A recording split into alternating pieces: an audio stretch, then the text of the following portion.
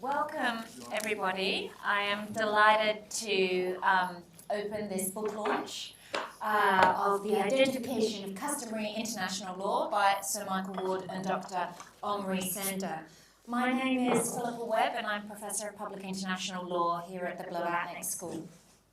And this is a joint event. I think it's the first such joint event between the Blavatnik School, the Bonavero Institute, and the law faculty. We are going to be having opening remarks from Michael and Omri, and then we have our commentators, Bashar Kali from the Bonavero Institute, and we are delighted to welcome back to the Blavatnik School Professor Çalı and Akande from the law faculty. Before we first turn to Michael, I just want to say something about the title of this event. And I've worked with or against Michael for many years, which makes me think that usually my first instinct is going to be rejected by Michael. So my first instinct for naming this event was to call it a guide to the most elusive and powerful source of international law. I shared this with Dapo, and he said, you have to delete powerful. Michael will hate that. So I deleted it and sent it off, and it's elusive. Now, the first thing that happened when Michael walked in today was, why did you say elusive? It's not the most elusive source of international law, that's general principles. Maybe we can get into that into the Q&A. And I confessed that I thought it powerful, and he said, yes, I fully agree, it is the most powerful source. So, once again, I misjudged. I did want to just say one thing about this book, which is that this book builds on and goes beyond the work of the International Law Commission with their conclusions on the identification of customary international law, which was a task undertaken by Michael as the special rapporteur with Omri as his assistant throughout the process. So these conclusions are annexed to the book and analysed throughout the book, but because of the more recent publication of the book, and also that this was an opportunity to go into more depth than the very succinct and clear commentary to the conclusions, this is a real contribution to understanding this elusive and powerful source of international law. So we'll start with Michael and Omri, then to Bashar and Dapo, but then there will be plenty of time for questions as well. So over to you, Michael. Well, thank you very much, Philippa, and many thanks to you and Dapo for organising this event. Omri and I are very grateful. I'm just going to make a few very introductory words and leave all the difficult questions to Omri, and we've agreed if they're very difficult, we're going to say it's in the book. Firstly, just to emphasise that the book deals with the methodology for identifying rules of customary international law. In other words, how to determine whether a rule exists or not, and if it exists, what its content is. We don't engage with the substance of customary international law, except incidentally, but rather with the methodology for determining the existence and content of the rules of international law. As Philippa said, we take as the starting point the International Law Commission's 2018 conclusions with commentaries, which were adopted by the Commission and then endorsed later that year by the UN General Assembly. More or less endorsed. You have to look very carefully at just what the General Assembly was doing or thought it was doing, and we do deal with that in the book. But although the basis is what the ILC did, we've gone into, as Philippa said, a good deal more detail than the conclusions and commentaries. And we've done so really for those who we think, practitioners and scholars alike, who might have more time to dig deeper into the matters than, for example, judges would. And one of the International Law Commission's main targets for doing this subject was judges, particularly domestic judges. We wouldn't think to teach the International Court of Justice how to identify customary international law, but more and more domestic judges are having to deal with it, and we thought for them in particular, or for judges on international tribunals that are not dealing with basic international law, such as investment tribunals, or even, dare I say, human rights tribunals, where not all the judges are perfectly attuned to international law. But we'll get on to that later. And I do realise this is being recorded. So the book covers quite a lot of issues that the Commission decided not to get into, either because they were too difficult, or because they were subsidiary, or because we wanted to do it relatively quickly. And it has extensive references to writings, as well as international and domestic case law, which you don't find so much in the commentaries. In particular, you don't find any references to writings in the commentaries. The Commission took a deliberate decision towards the very end not to refer to a single author or authority, written authority, in the commentaries. And in doing that, they followed the very good precedent of the International Law Commission with the final articles on the law of treaties, where also they had a debate and they decided not to refer to writers. And Waldock, who was the special rapporteur at the time, didn't give a view at the beginning, but when that decision was taken, he said that was precisely what he had hoped. So I suppose he talked to everyone in the background before the debate. But on the other hand, in this book, we do go into the authors, scholars, if you like, but I don't like that word very much. Hopefully that's helpful. We try to refer to the good authors, but occasionally we have to refer to the bad ones just to disagree with them. And then there's a lot more case law, and we tried to follow up particularly domestic case law to try and look at case law throughout the world, which is hard work because it's not always easy to find, if you're in Japan or somewhere, the cases, but usually you can. On the other hand, I think we could find virtually no French cases, for example, that went into the methodology, because the French judges just declare the law, as you know. So the aim with the International Law Commission was to produce something that is as user-friendly as possible for these non-experts in international law, who now more and more have to deal with international law.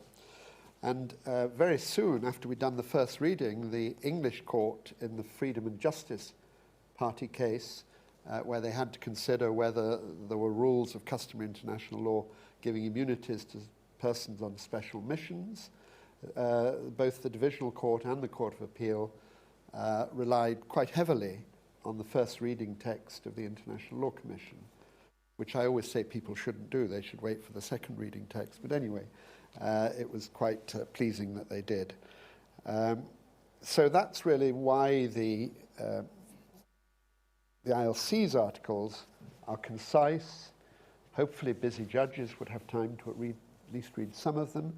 They come to 35 pages in the yearbook of the International Law Commission, whereas the parallel, or the simultaneous, if you like, topic of which Georg Nolte was special rapporteur on subsequent agreements and subsequent practice in relation to the interpretation of treaties, is 98 pages and has much more extensive commentaries than in ours. And I think that's not as necessarily as user-friendly as what the Commission produced on this topic. But I would emphasize at the end of the day, the Commission's work is not my work and it's not Omri's work. It's a collective work, like all work of the Commission, so we're not committed to anything in it. But we think it's quite good. Is that right?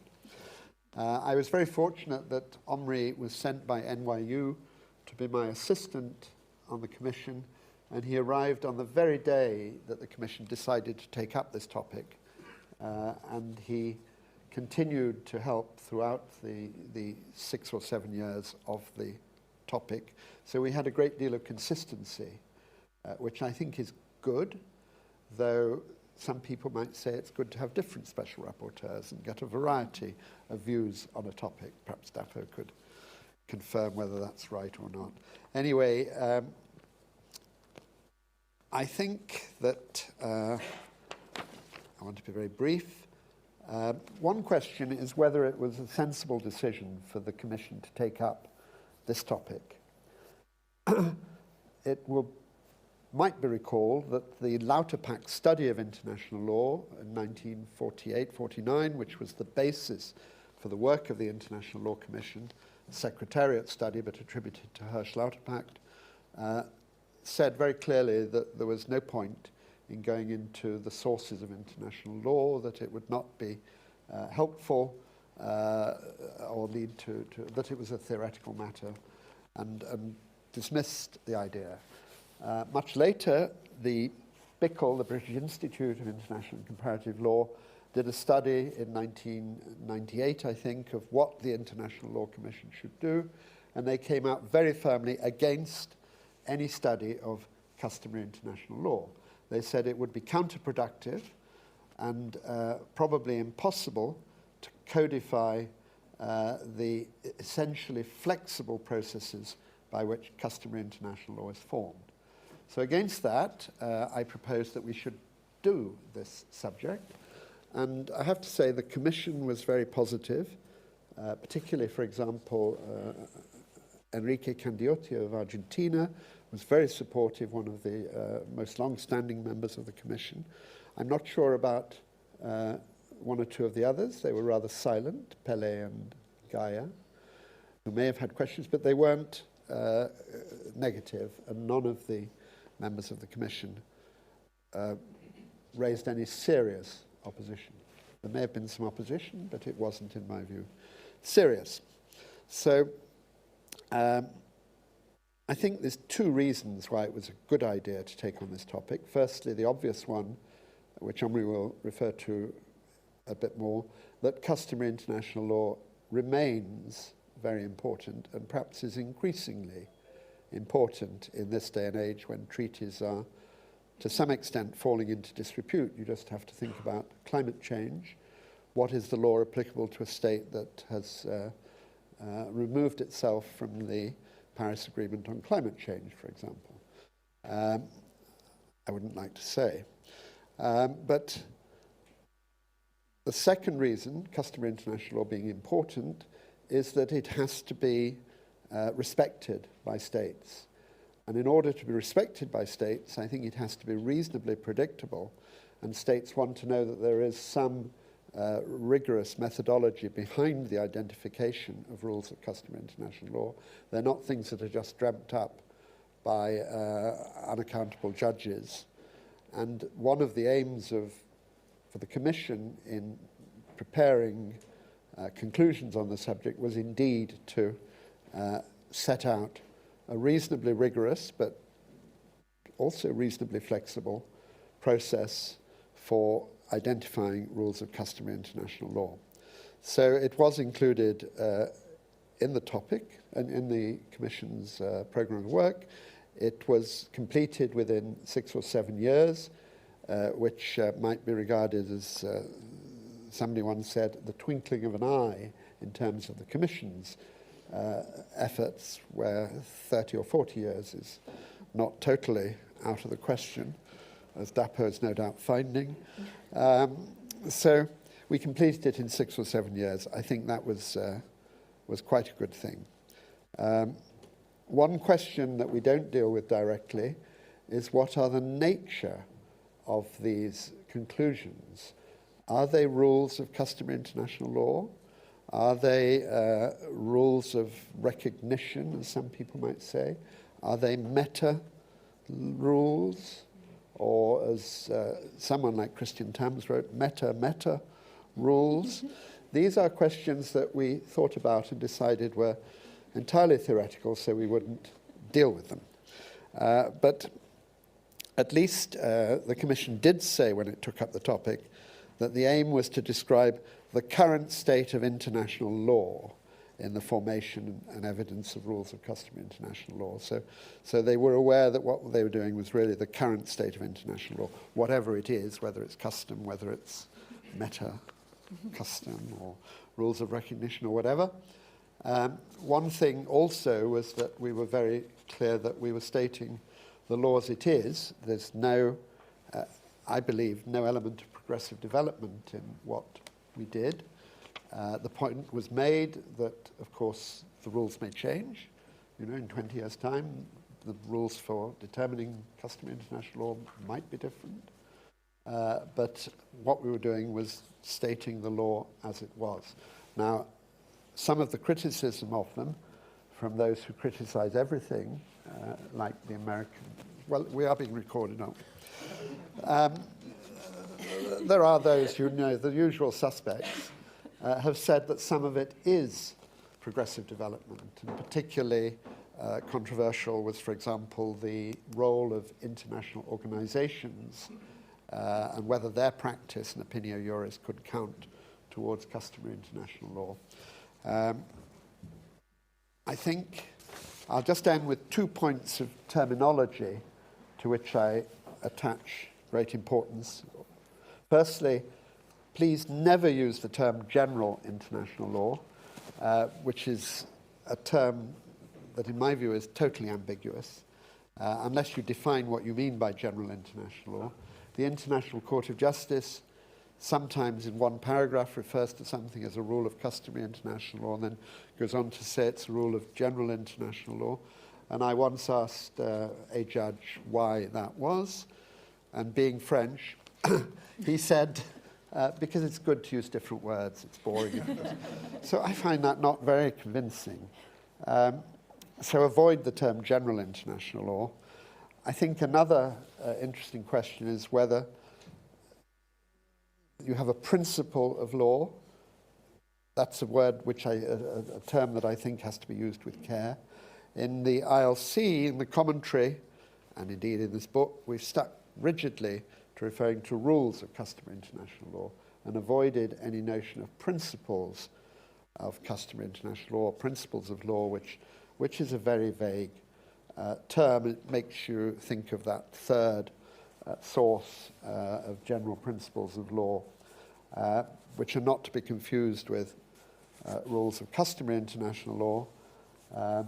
If they were to be, there'd be the risk, as the ILC in its current topic on general principles of law, I think, has made clear, that we'd have what the next Whewell professor at Cambridge has referred to as custom light, through finding general principles of law without going through all the rigor of customary international law. So we deal with that question in the book. I'm going to stop there. I've probably talked for too long, but Omri will go into some more difficult matters, I think. Thank you. Over to you, Omri. Thank you. So let me first add my thanks to you, Philippa, and to you, Dapo, for organizing this event. It is a pleasure to be here, and thank you all for coming. Further to what Sir Michael just said, I wish to add a few words about the continuing importance of customary international law in today's world, and also to say a few words, not unrelated, about the relationship between that other principal source of international law, treaties, and customary international law. And some, as we've heard, may depict the present as an age where treaties dominate, but we would like to think and argue, and we say that in the book, that's not really the case. It remains the case, in fact, that treaties themselves are binding upon the parties who have to fulfill their terms in good faith because of the customary principles that they must do so, pacta sunt servanda. And even after decades of codification, there are important areas of international law that are still not codified in a treaty. State responsibility is one example. Other areas of international law, there are still few, if any, treaties. State immunity is one of them. And we thought it still holds true, therefore, that, as Clive Perry said in 1965, and I quote, "One can have a very fair idea of international law without having read a single treaty. And one cannot have a very coherent idea of the essence of international law by reading treaties alone." There are only, anyway, a few treaties that have reached some sort of a universal or almost universal participation. And in fact, the elaboration of these treaties, of these multilateral conventions that have reached universal or near universal participation, has actually pushed customary international law to the forefront even more. It has helped develop customary international law and extended its field of operation. UNCLOS is one example. There are others. Even in these highly codified fields, the rules of customary international law continue to govern questions not regulated by the treaty. The treaties sometimes say that themselves. The treaties, codifying treaties and others, sometimes refer expressly to customary international law in their very terms. I could think, for example, of the Vienna Convention on Consular Relations that says you shall accord the customary privileges and immunities as part of the text of the convention itself. Any relevant rules of customary international law, of course, have to be applied in the interpretation of the treaty. And of course, the rules of customary international law can continue to develop alongside the treaty and sometimes even impact the treaty rights and obligations themselves. This is a very tricky issue, but we've seen examples of that as well.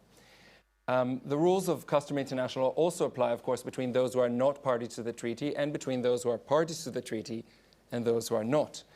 And as Sir Michael just mentioned, attention may be drawn to customary international law when a party withdraws from a treaty. And again, we've seen this happen in this country, not only across the Atlantic. Customary international law has also proven itself able to evolve very quickly. Sometimes it can evolve more quickly than the time it takes to actually agree upon a text of a treaty or to bring it into force. And that's something to bear in mind. And of course, the unwritten rules of customary international law may sometimes be even more efficient than treaty rules because they are more nuanced and somehow a bit more adaptable, I would say. More than anything, perhaps, customary international law is important because it remains perhaps the single most important way to bring under one legal roof a very different international society where you have a heterogeneous international community with very different members with different traditions and beliefs.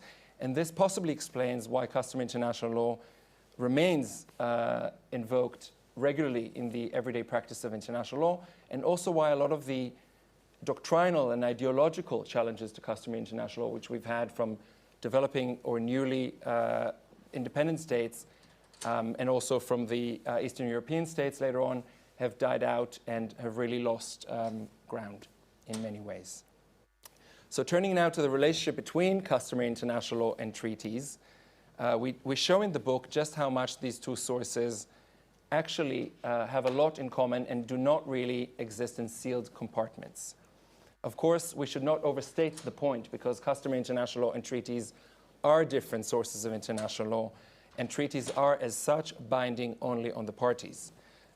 We have to remember that parties to a treaty may accept a certain right or obligation in the treaty precisely because there is no rule of customary international law, or because there is a rule of customary international law that they want to derogate from in their relationship between themselves. So we have to be very careful when we look at treaties as evidence of customary international law. We also have to remember that many codifying treaties contain both new law that's created by the treaty and older law that they are codifying.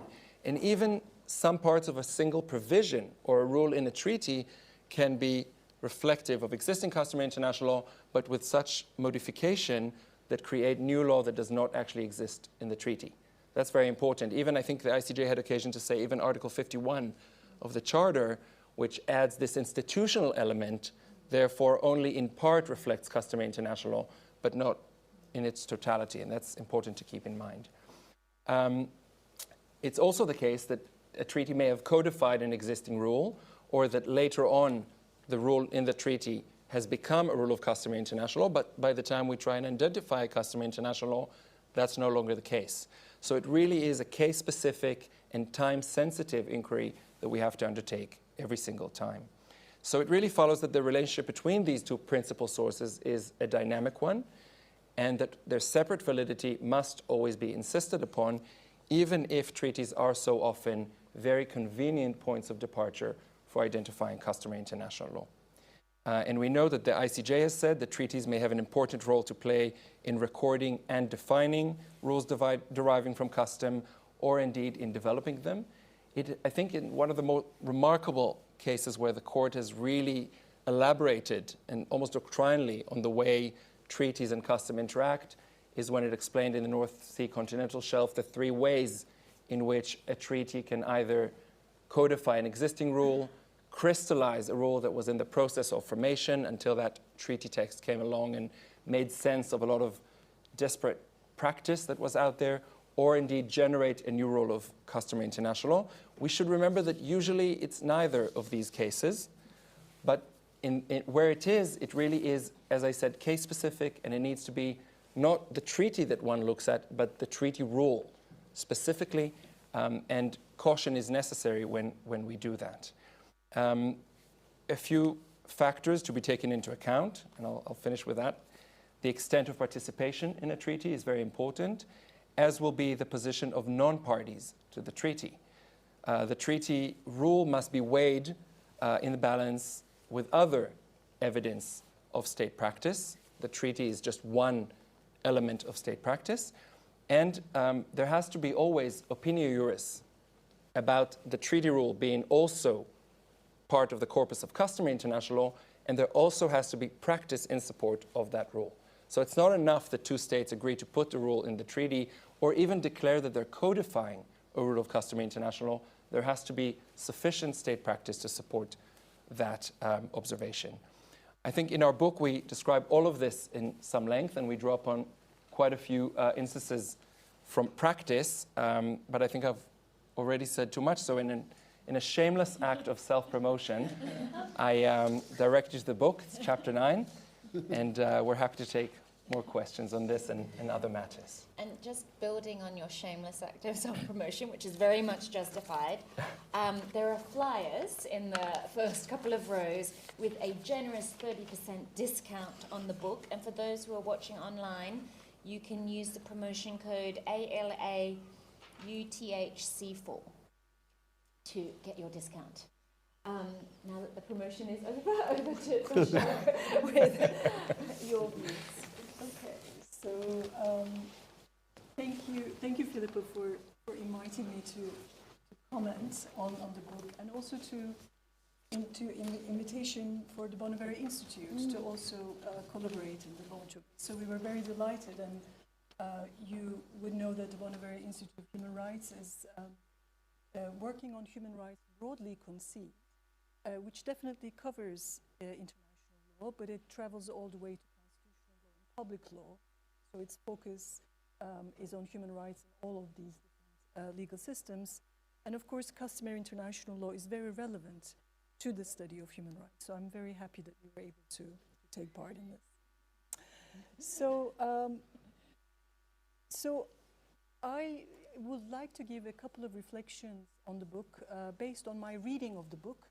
So I have read the book from the beginning till the end, I should say that. But also I'd like to reflect on the book from my field of expertise, which is in international human rights law, and my kind of more recent work on what I call bad faith and international law. So these will be the anchors through which I will make a set of general comments or reflections, really, about the book and its importance, mostly, for sure. So the book, as Sir Michael and Omri, they both underlined, and also this is very carefully laid out in the introductory chapters of the book as well, that it aims to offer general methodological reflections on the identification of customary international law.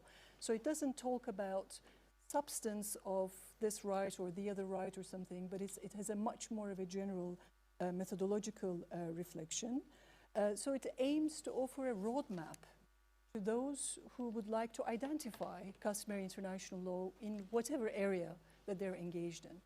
And I think it's also very important that the book, as also was underlined, is aiming for not necessarily a hyper-specialized audience, but an audience, for example, domestic judges that are not necessarily in their everyday life are engaging with customary international law. And I think this is really important. So this is something that's really worth, I think, underlying.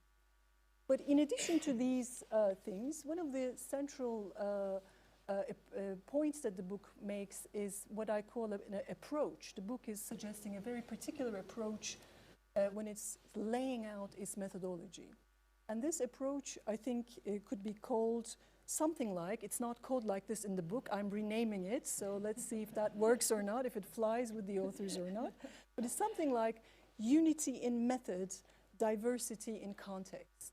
So I have read the book in emphasizing this in every single chapter, that there are certain unitary moves that everybody has to make in their work in identification of custom, but, and that's an important one, that there will be specific contexts, specific circumstances, particularities that all need to be taken into account. So this is kind of the spirit of the book.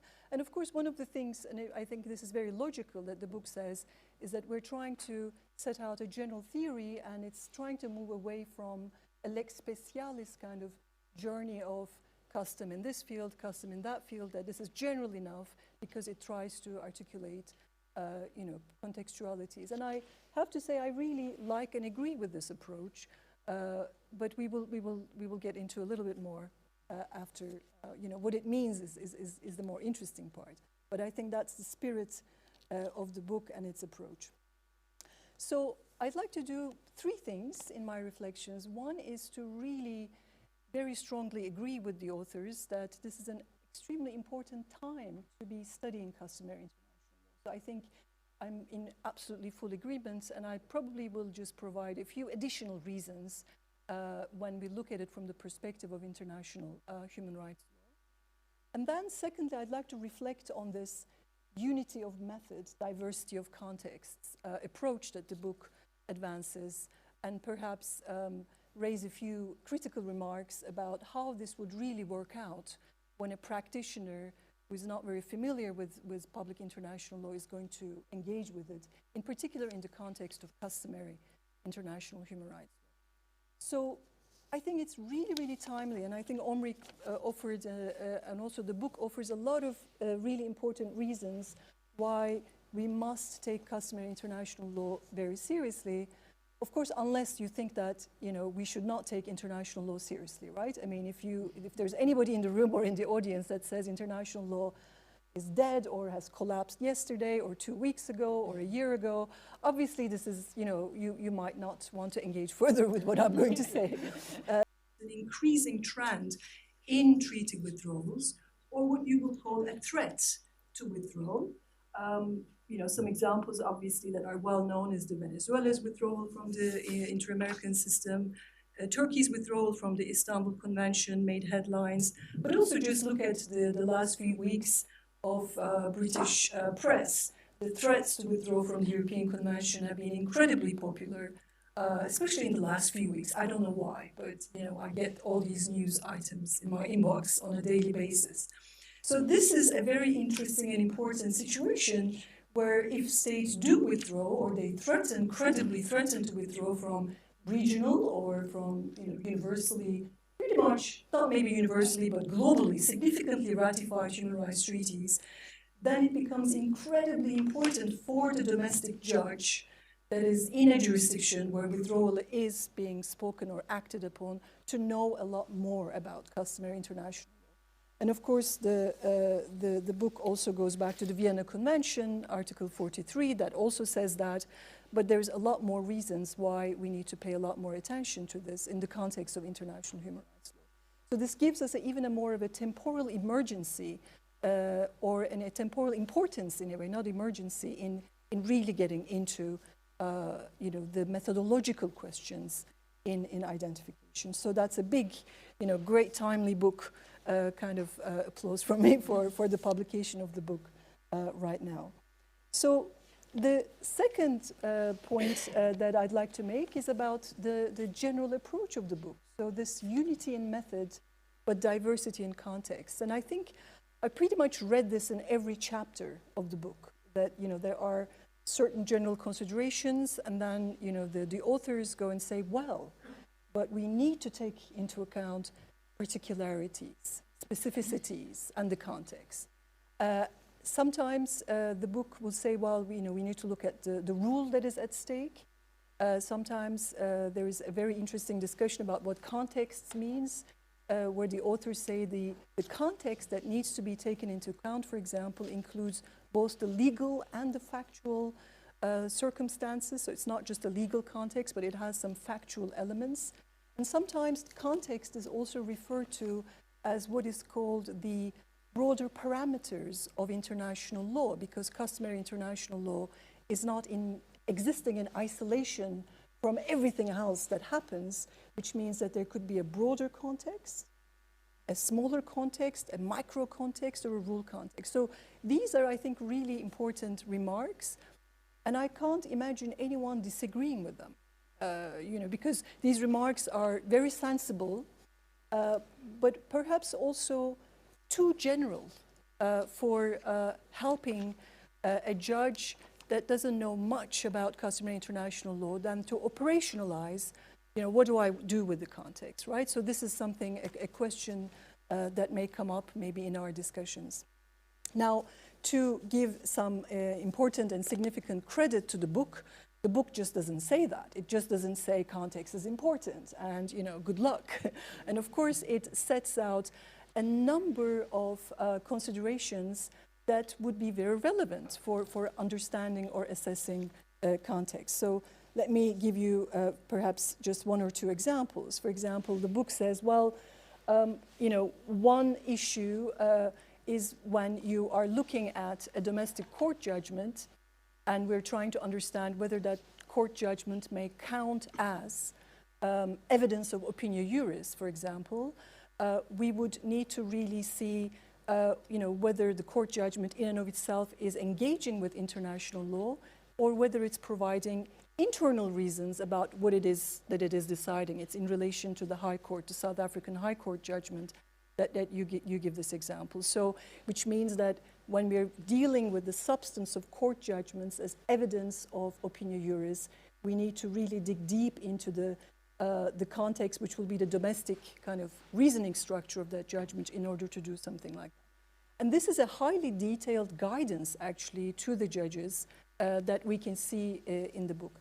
But one of the things that I think I would have liked is these kind of really detailed guidance for domestic judges to be a lot more explicit in the book, because I found these contextual discussions to be sometimes, in various footnotes in various places. And I think this is going to be incredibly important, especially for those who are not experts in doing whatever that they're doing when they're pulling out a judgment from this place or the other.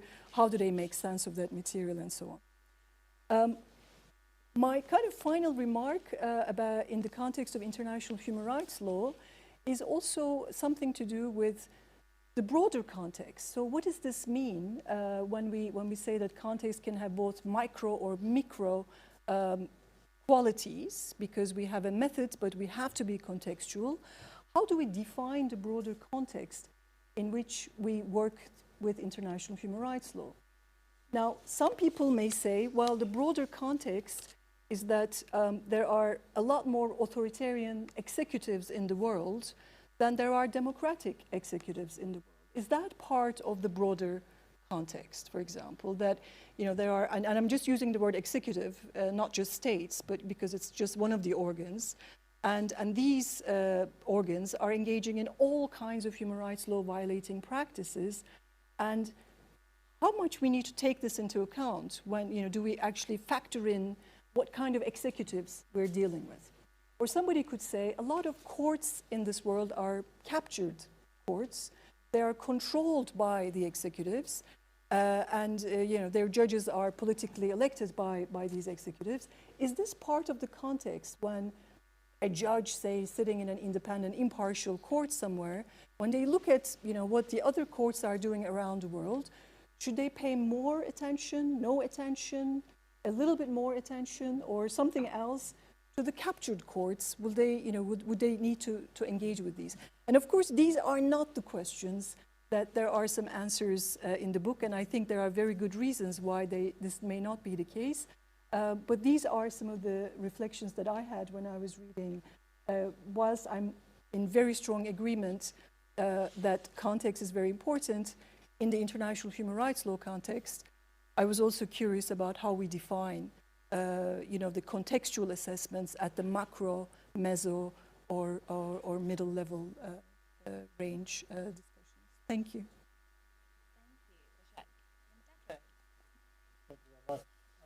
And first of all, let me start by congratulating the authors for the book.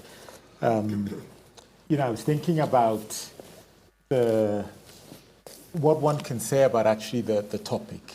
And in one sense, one can describe the topic as one which is technical, because as you say, you're not looking at the content of the rules of customary international law in another area. And so you might say, well, it's, for those that are interested in these technical aspects of international law.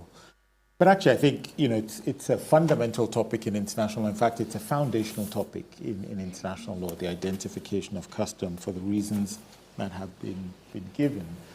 And today, we're all, of course, very committed to upholding the rule of law, but we can't uphold the rule of law if we don't actually apply the law. And we can't apply the law if we don't know what the law actually is. And so there's often this neglect of actually the basic things in how do we actually identify and how do we know what the law is, and that's what this book tries to do. It helps us actually in that very basic but foundational task of identifying what the law is. One might say, and I would say this, it's a book that should be read by all international lawyers, because whatever area it is that you're working on, you can't actually escape customary international law and the identification of the rules of customary international law. I was thinking that I was going to say, well, if one is going to be grand, this is a book about methodology. But a bit like Philippa, I thought that was a word that Michael wouldn't like, methodology. So I was shocked to hear him say that this is about methodology. So it's about the methodology for determining the law. And then the next point that I was going to make, actually Omri's made it, but I will still make it in short order, which is, of course, much of international law today is about treaties. But nonetheless, custom retains that key role or place in international law. And just for a few reasons, also in addition to the one that Bashak has given in relation to treaty withdrawal. One, many key areas of international law are still to be found in customary international law, and some examples have been given. Two, and I think this is really important, the application of treaties, of course, depends on whether the relevant states are parties to those treaties. So even when you have widely ratified multilateral treaties, you will still need to think about customary international law because not all states will be parties, and also even the parties will need to interact with non-parties, and for that reason, custom is important. And then third, in the interpretation of treaties, we still need to think about other relevant rules of international law, which typically means custom. So topic is foundational, and for that reason it should be read. And then, of course, this book and these authors are important because of the background and because of the work that they did with the ILC. The ILC's work on identification of customary international law was, in a sense, very different to the kind of work that the ILC has done in other areas, because it was work which was not intended to be a treaty. Now the ILC is doing more and more of that, but probably at the time when this started, this was a little bit different from previous work. So explicitly intended not to be a treaty. And of course the ILC, because it's collective work, is important in that regard. I have to say for myself, actually, that one of the things that I found, maybe I should have expected it, but which I found most surprising, actually, when I got onto the ILC, was the fact that you're in a body that is specifically designed to actually be representative of people that come from different regions. I do work in an international context, and I hadn't actually realized how important that is, that when you're in a body that is specifically designed actually to represent views from different parts of the world, what comes out of that it says something when those people are able to agree on that. And I think for that reason, this is important. And of course, Michael and Omri were central in their role on this topic. So in a sense, this is a commentary on the commentary. Exactly. So meta. It's a commentary on the commentary. And, you know, the ILC, it is collective work, but now the special rapporteur and his assistants get to tell us what they really would have liked to do and what they really think the ILC meant. So in that sense, it's kind of rowing back a bit from the collective, but it's good to get that insight as to what was intended. So I want to focus on one of the things that I think is a central part of the ILC's work and of this book, which is the focus on the two-element theory. I think this is one of the things that the ILC was very focused on, that customary international law is derived from these two elements, and that is the methodology you assess these two elements, state practice and opinio juris or acceptance as law. And that methodology is significant. I think it's significant for two reasons. So first of all, it places the identification of customary international law firmly in the positivist mode. So customary international law is derived from social facts. You know, it's not just derived from other things, but it's from facts that we have in the world.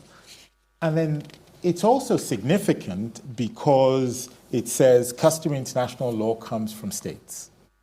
And maybe this is one of the central things that the ILC, maybe Michael, when he proposed it, one of the central things that was the objective to sort of firmly situate the identification and the making of customary international law within the power of states. And that's, if you like, a traditional way of looking at customary international law, but I think it's the right way of looking at customary international law. And the book does an excellent way of examining those two elements. You know, how do we find them? What is state practice? What are the different things that we can look at? What does acceptance as law mean? Where do we find the evidence? What's the relationship between those two elements? And so in those technical ways, the book, together with the ILC conclusions, does an excellent job. However, I think that insistence on the two elements and that the implication that follows from them, that custom is state-made, I think it probably hides two things, and this is really what I want to focus on. So first of all, I think it hides the power of other actors in the making of international law, even with this insistence on the two-element theory. So it's state practice, of course, as you know, and acceptance by states of the law, opinio juris. So it's all about states, but it still doesn't tell us, I think, enough about the power of other actors in the making of international law. So one of the things that I also actually like about the book and also about the title of the ILC's project is the word identification of customary international law. So what does that mean? So it's about how customary international law is identified, where we find it. But it's put in, if you like, in passive terms, but of course, somebody needs to engage in that identification. And so the human element is, in a sense, perhaps a bit hidden. Yes, we have yes, we have state practice, yes, we have opinio juris, yes, we have our two elements, but still in the identification process, there is still the element of what's the recipe for actually working out what the mixture is between these things. Now, that's not to say that these things are omitted in the book. Of course, the book talks about issues like generality. How do we determine questions of generality? And I suppose it's these points that Bashak has been making as well about context. You know, you need to take all of those things into account. But it's still in the passive voice in the sense that you still need a human element, actually, to engage in that process of assessment of generality. You still need human agencies to determine what exactly is that context. And typically, I mean, this could be anyone actually who's engaged in the process of the identification of custom, but insofar as one is looking at authoritative voices for doing that, there's a significant role which is increasingly being played by judges, whether in domestic courts or also in international courts. So yes, it's about states. States are the ones that create the law, but nonetheless, the law has to be identified by someone, and it has to be identified with some kind of authoritative voice, and very often that will be judges. The other point that I wanted to make about the insistence on the two-element theory is a question about whether or not do we really need two elements? And can we go beyond the two elements? So does it go far enough?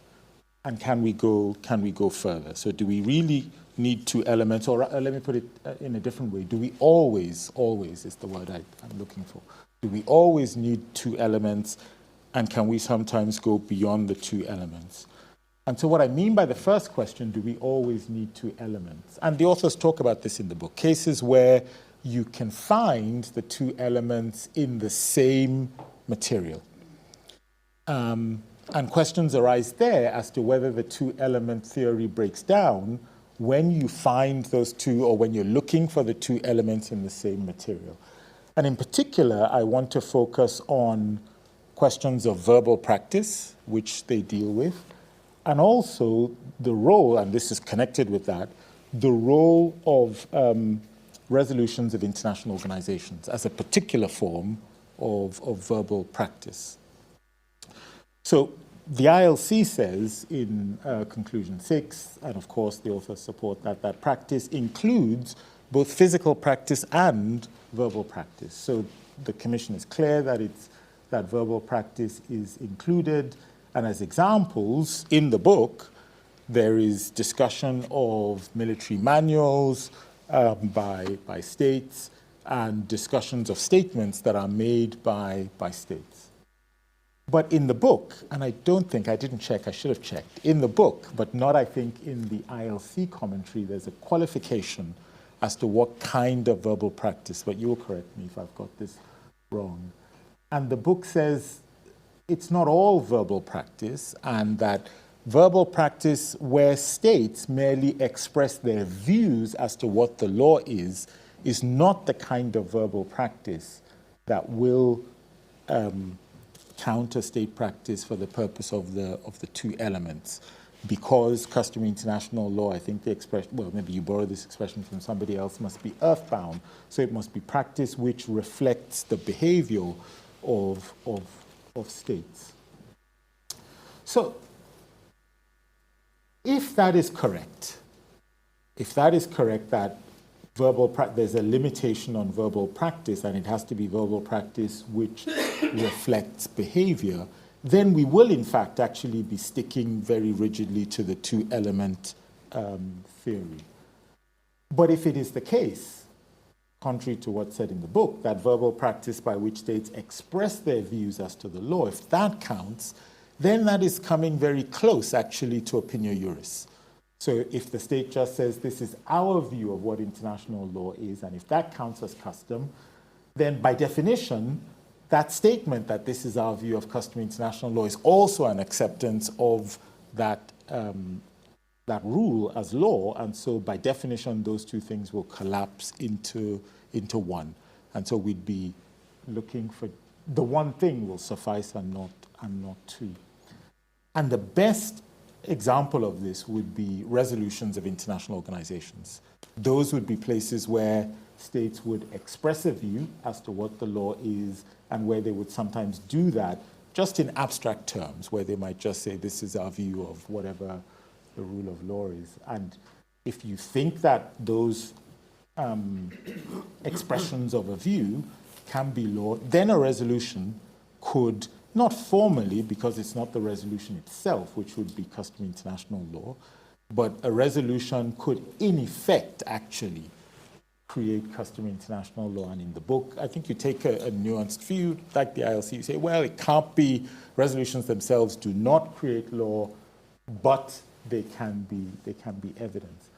But I do wonder, though, about this exclusion of statements by which states merely express their view as to the law. I wonder about the exclusion of that from what we might regard as verbal practice that counts as state practice. And I wonder about that for a number of reasons. So first of all, if we exclude those statements, actually, it prejudices in some cases, maybe not many cases, it prejudices in some cases the ability of a number of states actually to contribute to the lawmaking process. Because states may not want to engage in physical practice, they may not have the ability to engage in physical practice, their interest may not be sufficiently engaged at that point to do so, but they may still want to express a view as to what the law is, because that's all that they can do at that point in time. In some other areas, actually, it might be very difficult to express, it might be very difficult for states to have a practice which is other than an expression of a view, because their view is actually that things should not be done. So when their view is that things should not be done, all they can do is to say things should not be done. Obviously, they don't do it, but that doesn't tell you very much, other than them saying things should not be done, and that is their contribution to the practice.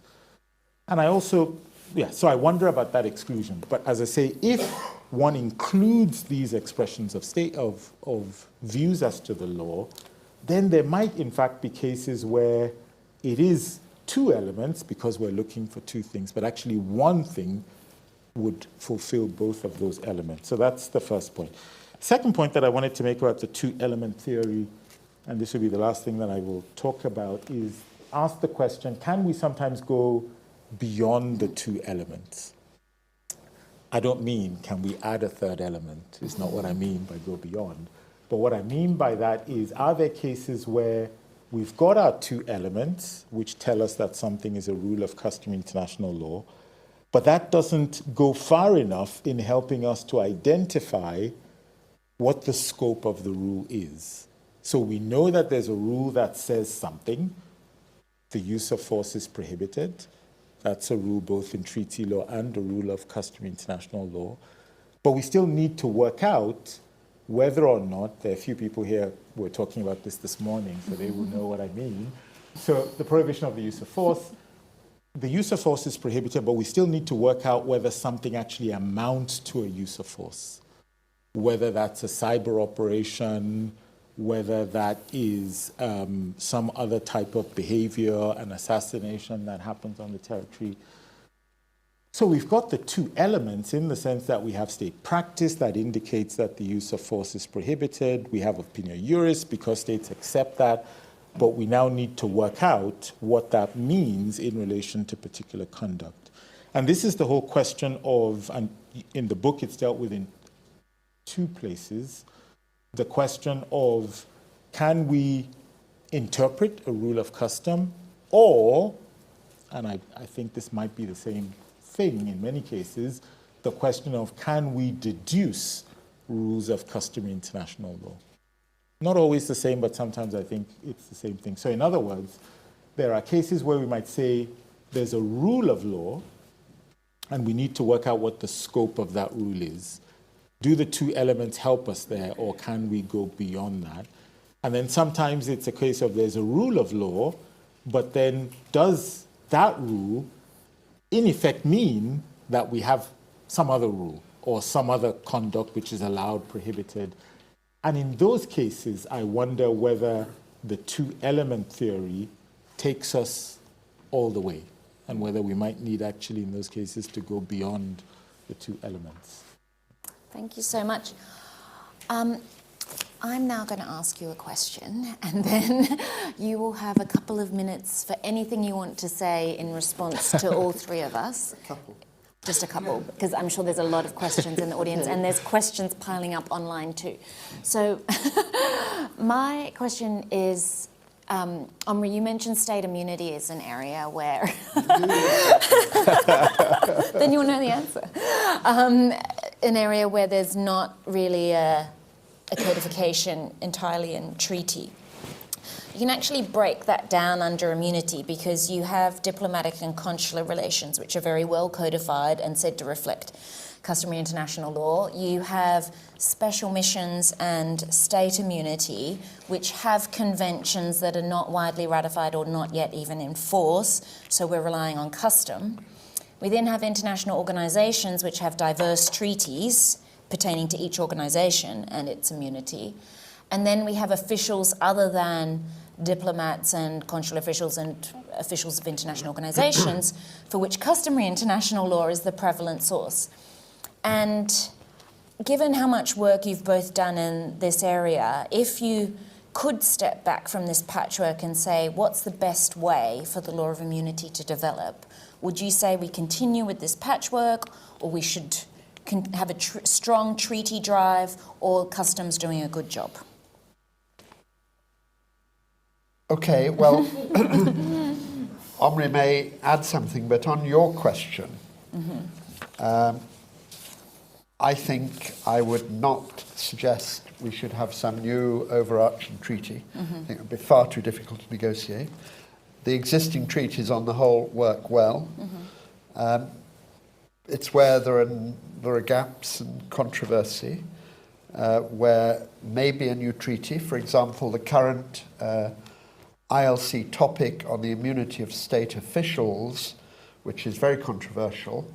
I think it's unlikely that customary international law will develop satisfactorily, and the ILC's work isn't a satisfactory basis for customary international law, in my view, but it cries out to become a treaty if states are prepared to know what they want to agree to. So I think that's something where a treaty should be developed. I think in other fields, custom may be working all right. Special missions, it's custom more than treaties, and since the courts have been so sensible, the English courts anyway, we're probably in a good state.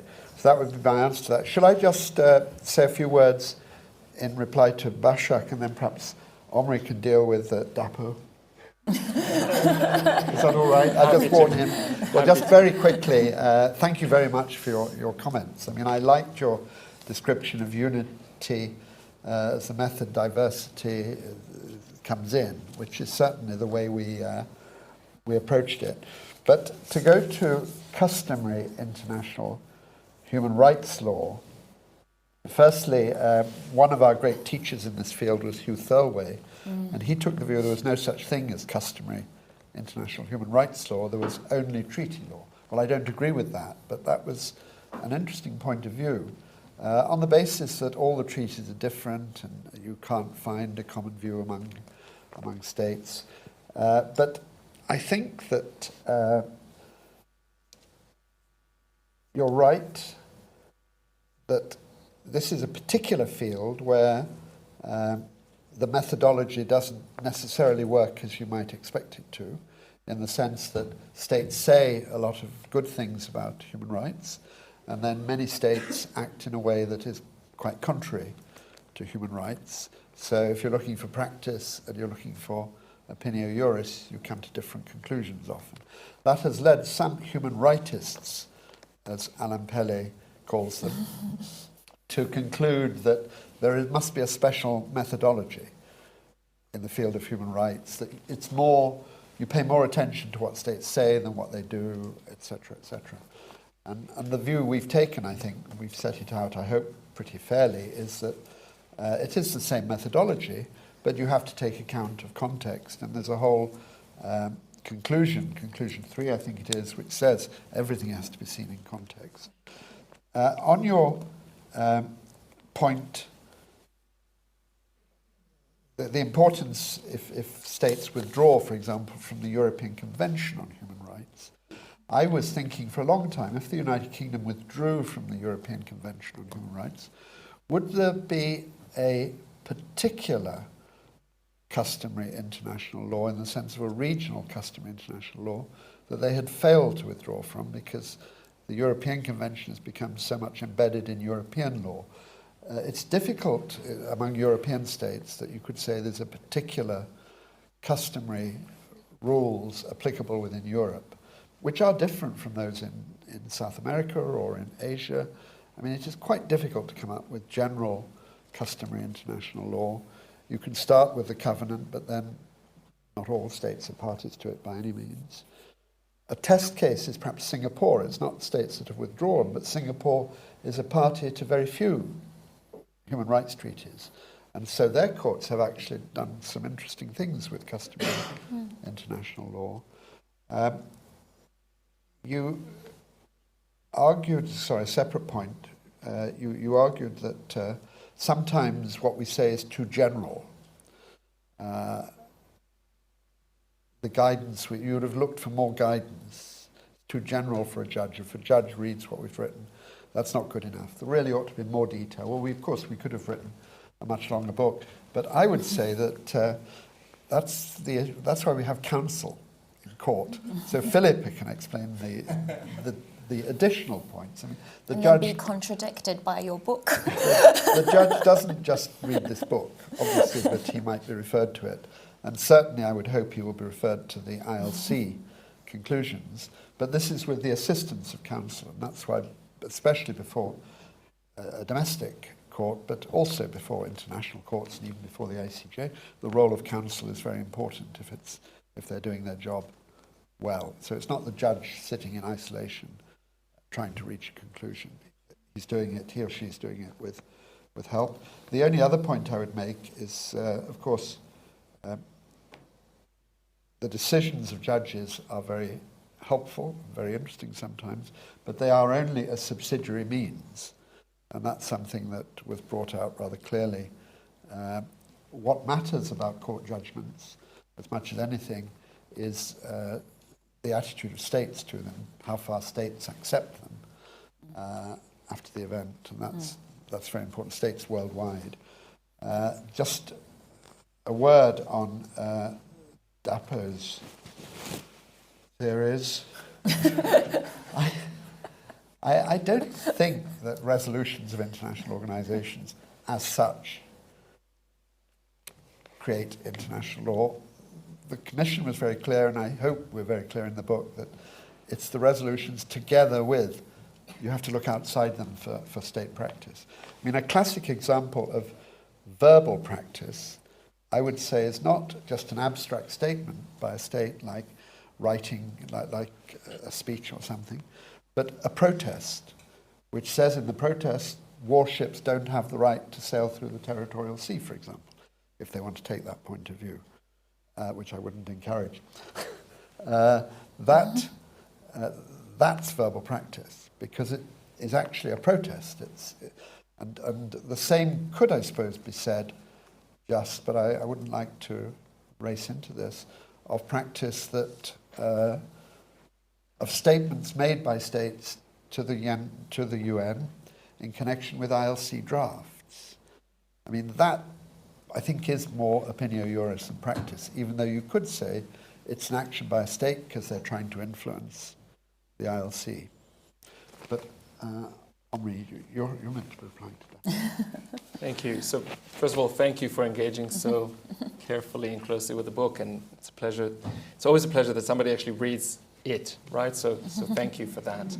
A few points quickly, Philippa. I think there is also, on top of everything you've said, and you really are the expert on immunities. This is just methodology, but I think there's much advantage in the process of actually trying to figure out what the law is. Even if the ILC, for example, is now finds it very difficult, the fact that the process has begun and that states actually argue about what the law is itself is so revealing of the current state of the positive law that gives you answers in and of itself. So even the process itself, I find, can be very helpful in revealing the position of state and revealing the state of the law as it is, including where it is an absence of a rule, for that matter. And I will say also to Dapo that in many ways I very much agree, naturally, with what Michael just said in terms of the fact that you really always do need the two elements. And if you don't have the two elements, you need to be honest and brave and say it's not custom. You want to legislate for the world through UN resolutions? Fine. It's not customary international law, we would say, right? I mean, and in many ways, I think this is perhaps one of the most surprising points in the Commission's work, for me as an assistant sitting on the side table, was that this issue that was very contentious among academics, also even among states after the ILA finished its work on the formation of customary international law in 2000, whether in rare circumstances, resolutions of international organizations can give rise in and of themselves to custom. In the Commission, not a single member thought that was possible. It was actually very surprising.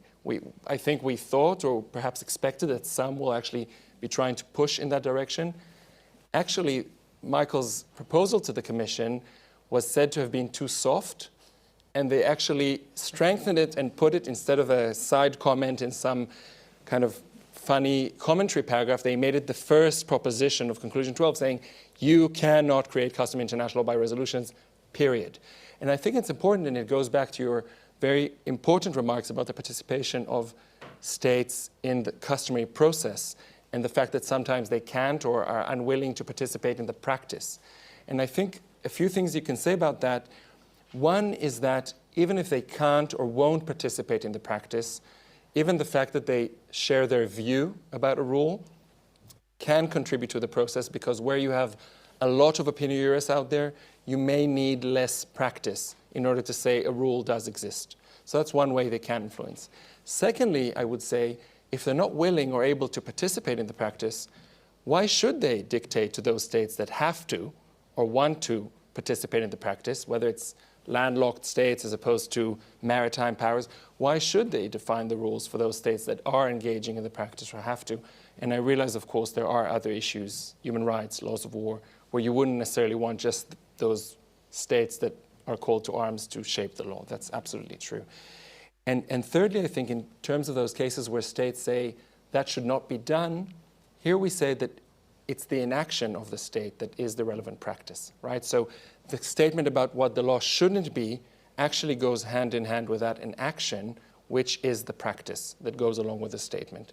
So in a way, I think you do always need the two elements. Otherwise, it's not customary international law. My example always of verbal practice that works to me in the clearest way is actually a judgment on immunity. So a judgment on immunity that says we are letting this person go, or we're not letting this person go because they have immunity under customary international law or don't have immunity under customary, is both the practice, and if you have that statement, we do it by virtue of the rule of customary international law, the evidence of opinio juris. So that's a very strong case where you have verbal practice, not just protest, which is another very good case, where you have practice and opinio juris in one. But I think we always have to look at it in both ways. And I will just add, we spoke about the importance of customary international law in terms of treaties, but this comes back to I think these very important remarks about custom and human rights law. Custom is also very important because so often it is part of the law of the land. So irrespective of treaties, we have constitutions in the world that say customary international law is part of the law of the land or is part of the domestic law. So oftentimes these states that will not join a treaty or will withdraw from a treaty are bound by custom by their own domestic law, and that's where you can really try and find these rights or obligations that apparently they should be bound by. So I think that's another very important way. Finally, I'll just say, we discussed judges. One of the issues that the book touches upon that the Commission didn't touch upon is burden of proof. And again, I think that's something very, very interesting. In a way, international courts are supposed to know the law. So it's surprising almost that parties spend such a huge amount of time and effort trying to show the court what the rule of customary international law is, if the court is meant to know international law, Jura Novit Curia, and actually know it itself. And we try and explain why that's the case at the international level. A few other topics that the book covers and the Commission didn't are the relationship between jus cogens and customary international law, the relationship between general principles of law and customary international law, this notion of interpretation, right? And I will say to that interesting point you made, and I'll end with that, I think this point about going further than custom or trying to deduce or interpret, in a way to me sounds often as the judicial task or legal task, not just judges, also practitioners, of applying a rule to a specific circumstance, right? And that actually is not always, as you said, not just custom. It could be a treaty rule, the prohibition of use of force, but then to apply it to a new circumstance, cyber operation or whatever it is, will not necessarily be about going beyond or finding a new rule so much as you could try and frame it as an application of a rule to a specific set of circumstances. But I'll stop at that. Thank you so much. I'm sure we've got a lot of questions online, but I'm sure we've got questions in the room, so we'll start there. And please introduce yourself, Dan.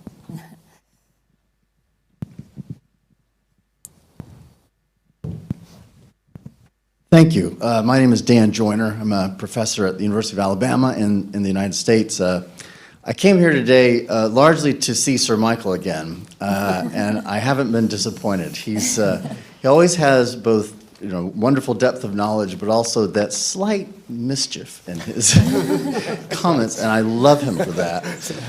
I hope that's not bad to say.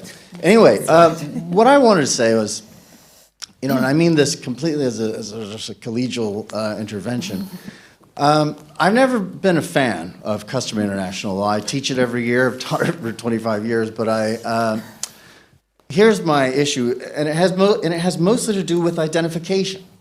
I wrote a paper a few years ago, and the paper was entitled "Why I Stopped Believing in Customary International Law." I don't know if you've seen that, but what I do in there is I say, it's not, my problem is not with the theory or with the two-element formula, with what the ILC says about the theory. I'm happy to teach that to my students, and then the subsidiary means for determining judges, I don't want to use that S word that you don't like, but academics and publicists. My problem is that when you really look into the way that judges and publicists more often than not, determine, identify, try to apply what they understand to be the rules of identification, they don't do a very good job at all. It's usually pretty haphazard, and there's a great paper by Stefan Talman that talks about judges, including the ICJ. You don't like that, but how Oh, Stefan here? Oh, I didn't see you here, Stefan. And I'm happy to cite a great paper by Stefan about that. The problem, again, is that judges, even on the ICJ, don't do a very credible job of actually looking through state practice and opinio juris. And, even if they were to, we don't really know what the criteria are for weighing and balancing evidence. We don't know priorities.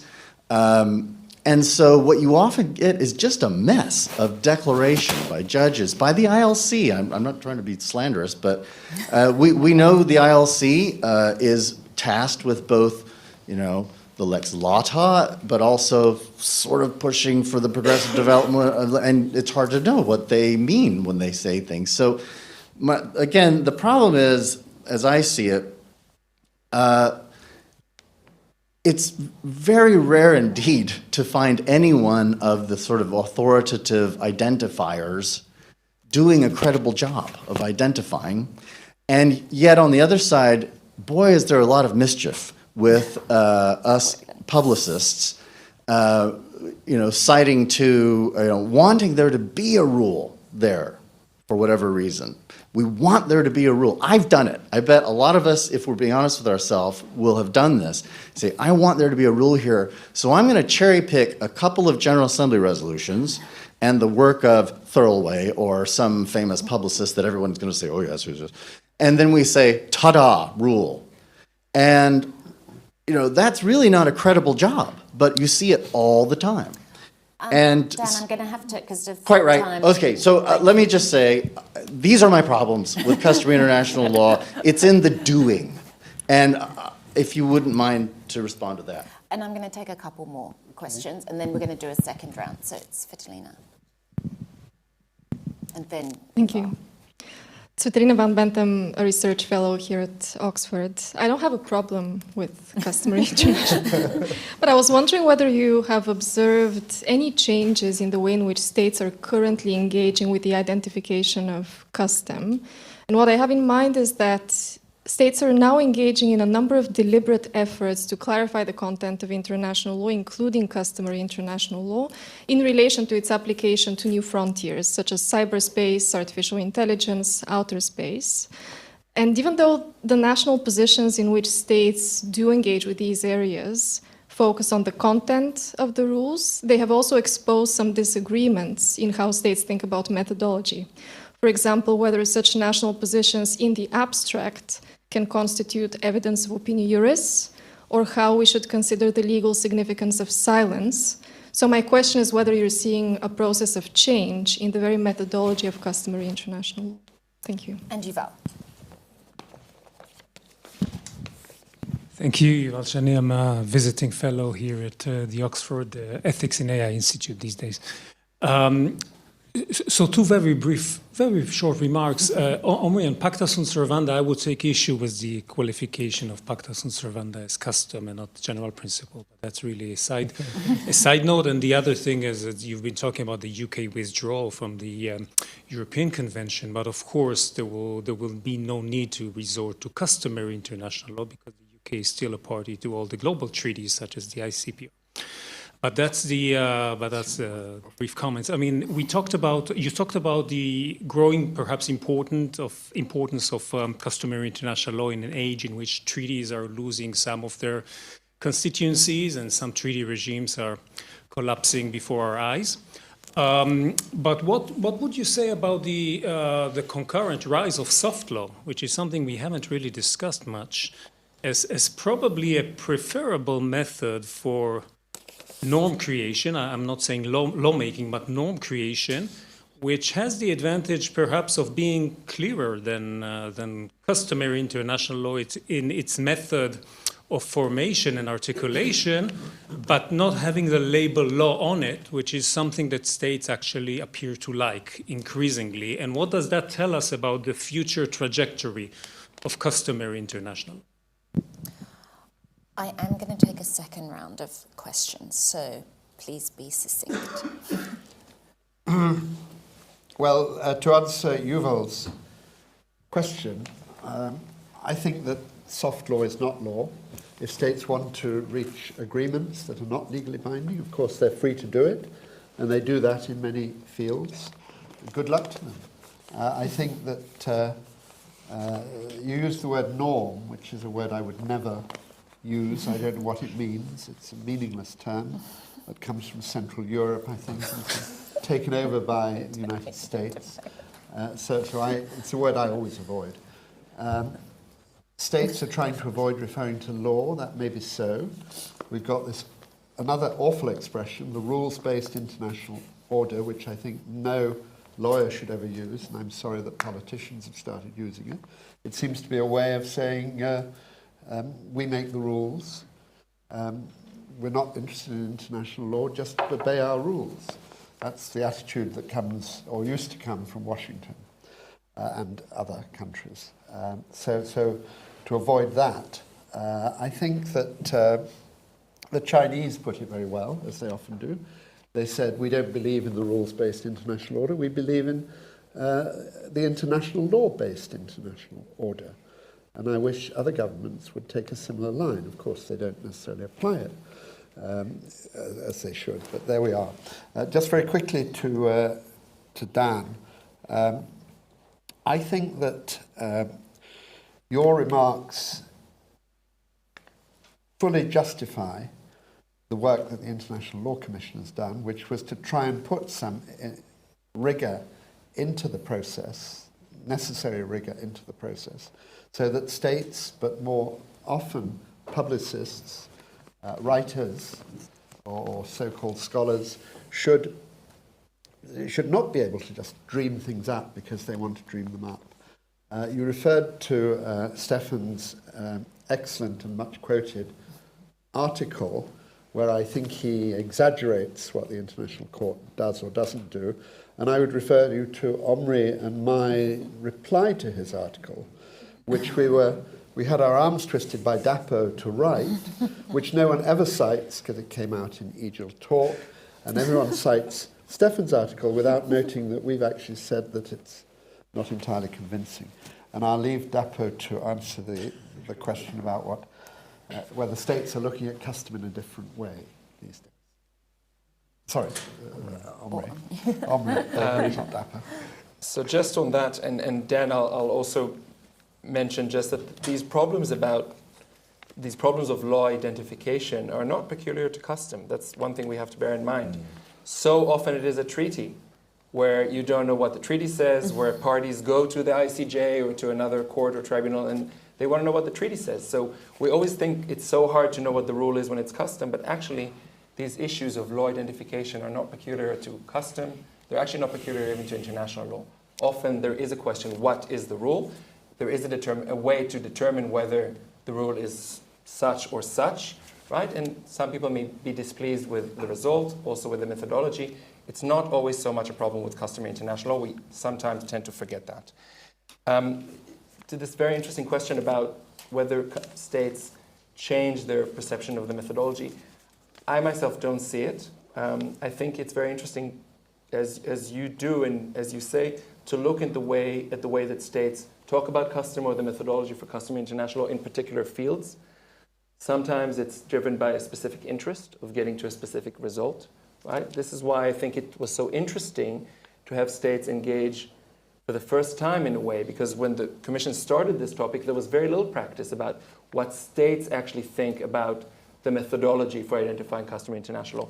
But when they looked at this topic specifically, but also in the abstract, in the way that it's not concerned with a particular field of international law, you actually heard what they think about inaction as a source of, as a form of practice, for example, or about their statement in the abstracts as a form of evidence of opinion juris. So I don't think it's changing. In any event, I think they had their chance and they took it in relation to the work of the International Law Commission, and that's where you really had them grappling with how you determine customary international law, and that's where they really thought through what their position would be. There wasn't always consensus. There were the outliers on various issues, from inaction to persistent objector. There was some interesting diversion here and there, but I think that's where they really kind of revealed their cards in that way as to how they would approach this task.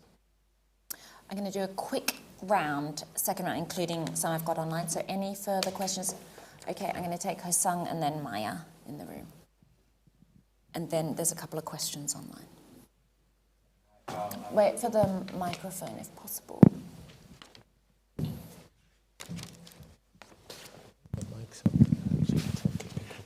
Thank you. I'm Hosang. I'm a DPhil student at Oxford, and thank you so much. I look forward to reading the book. And I thought that was what's also challenging of not only identifying, but also grasping the change.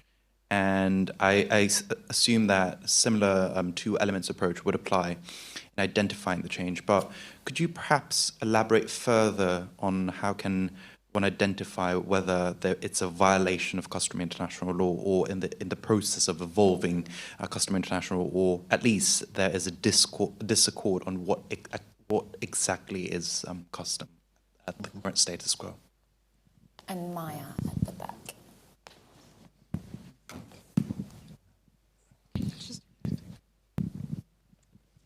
Hi, I'm Maya. I'm a third-year student at Exeter.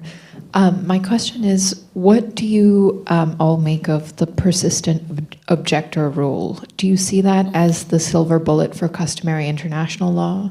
That's. Okay, nice short question. And then I'll just tell you a couple of the online questions. Some of these have been asked in the room as well. A space law question. Given the limited number of spacefaring nations, can their state practice on outer space activities meet the high threshold of widespread and consistent state practice, or are they too few to give rise to a customary rule? And then the second one, in an era of shifting geopolitical power and increasing fragmentation of consensus, how can customary international law be identified, especially when major powers contest or selectively adhere to its norms? And that is asked, I think, relevantly by a research affiliate at the African Foundation for International Law. Okay. Well, I'll leave the difficult ones for Omri. But persistent objector rule, there was really only 1 or 2 states in the General Assembly who expressed doubts about that. Greece and Cyprus, in fact.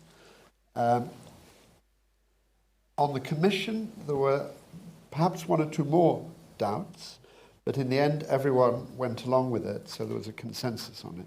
I don't see it as a silver bullet. I do see it as a very important rule, which applies very rarely and only under very strict conditions, which even if a state establishes itself as a persistent objector, maintaining that status is politically very difficult because you have to keep objecting, you have to keep on making your position clear. So it becomes quite hard. I mean, a classic persistent objector perhaps is Turkey in relation to some aspects of the law of the sea, which they have maintained, which they do maintain, but it's at a cost. So I think it is an important point, also theoretically, because of the view that rules of international law should come about as a result of the consent of states, overall at least. So that's my answer to that one. I was very pleased that it got in, but it's a very narrow provision, and one of the advantages of having it there is to show how narrow it is. Then I think the space law question, it seems clear to me that, well, firstly, it's too general a question, because there are many, many rules of space law, but space law is the classic case where a rule came about when only 2 states were engaging in sending satellites. Soon it will be missiles Yes. around, but other states did not protest, and so immediately there was so-called instant customary international law. So that's a case where the silence or the inaction of other states helps to create the rule. There can be other rules where there's very few states involved, which can come into being because of the key states concerned, states that perhaps strait states or states with international rivers. I think I'll leave the others to Omri because they were far too difficult for me. Thank you for this excellent question on change in customary international law. This is maybe the one we enjoyed most writing. There's a section 4.6 on change in customary international law, and that's again one of these issues that the Commission didn't touch upon. Dapo, you alluded to that because it chose this topic of identification of customary international law.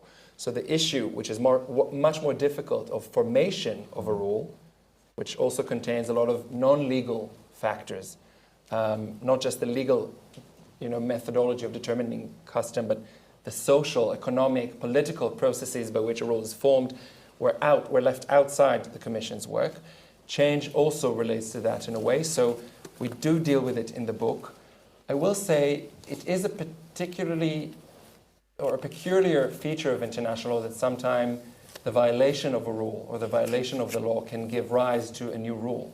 That's a fact of the system, and we've seen it happen. And in many ways, one important element is when exactly do you test it? So do you come before the ICJ, Germany, Italy, or other states and say there's a violation when there's enough practice that's accumulated, possibly to do away with the older rule or bring about a new rule, or do you test it at a time when it's not ripe, there's no new rule, and you get a determination that in a way freezes the development of the law potentially, if there was such development underway?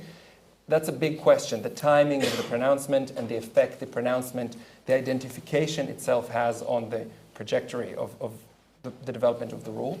I will say two other important things are, one, as we know from the ICJ, sometimes the violations of the rule are not themselves harmful to identifying, a general practice accepted as law. Sometimes these violations are excused in a way that actually strengthen the rule as opposed to undermine it. Secondly, and that's a very important thing to keep in mind, a trend is by definition not a rule, right? It's a trend. It's not sufficient for purpose of determining a rule of customary international law. And even if there's a trend, it doesn't mean that the existing rule has been displaced. So we really always, again, has to be context specific, right? But it's a difficult question. It's one we deal with, but one that the law does regulate. And as you suggested, it is the two-element approach still that governs the change and identification of change in respect of customary international law. Well, wonderful. I would like to thank the Bonavera Institute and Bashak and the law faculty and DAPO, and very much Michael and Omri, both for writing such a rigorous book, for producing these conclusions which have been relied on from their first appearance in draft. And I would like to invite all of you to join us for drinks in the forum outside. Thank you. Thank you very much.